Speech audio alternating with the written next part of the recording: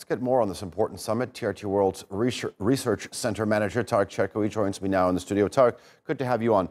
Now, King Salman called on the Arab world as well as the international community to do all they could to confront Iran's influence in the region. But at the same time, he says, we're still committed to peace.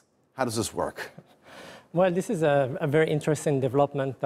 Saudi Arabia has been trying really to act in these instances to have three summits. One is the GCC, one is the Arab League, and one is the Organization of Islamic Conference. So they are now trying to have this, gather some momentum, have some support from the nations in the Gulf, in the Arab region, or the Islamic nations. I think the tone is part of the war of words.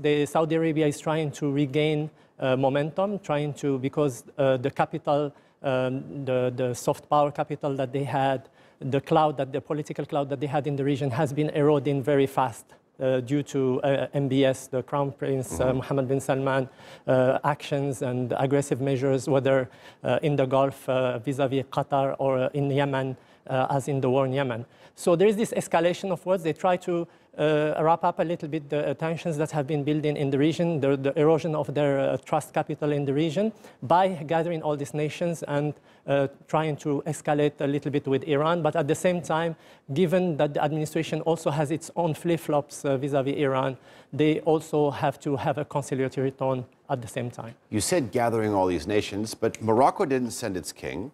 Qatar was represented by a prime minister, not its ruling emir. And Iraq rejected the final statement and wasn't a signatory on the final statement. So does it carry the weight that Saudi Arabia wants? I don't think that it carries the weight. These gatherings are quite usual. The only unusual thing here is the fact that they have combined three in one. That's the only unusual thing this time. I don't think that this gathering has any clout, to be honest. I think what's happening is they will exchange a little bit of pleasantries, expressions of support, etc. And you are absolutely spot on. A lot of nations didn't send their delegations or their best delegations. For example, Libya is not present because of the attack of Haftar that is supported by Saudi Arabia.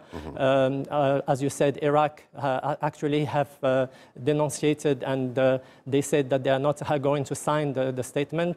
We have Morocco, they didn't send. Algeria also didn't send their best delegations. So it's a mixed result, although, you know, from a publicity point of view, Saudi Arabia are trying to send a message to the United States that they're still, you know, they can still have some concert of nations behind them. So where do we go from here? Well, this is very interesting. I think the Saudis, to be honest, have miscalculated their steps. I think what MBS has been doing in the region in the past 5 years has been very detrimental to Saudi foreign policy. I think Iran is better prepared for any confrontation. This kind of gatherings, they are good for having some statements and having some you know, exchange of support, verbal support, but they are not very good at forming or consolidating the security in the region. All right, Tarek, always a pleasure to talk to you. I think you put things into perspective very well. Thank you. Thank you.